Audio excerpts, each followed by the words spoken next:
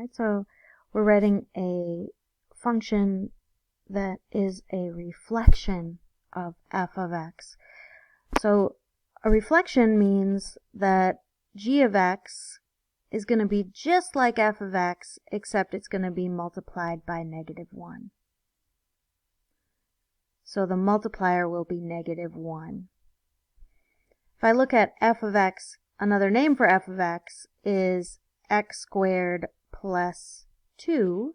So if I multiply that by -1, I would get -1 times x squared. I don't usually write the 1.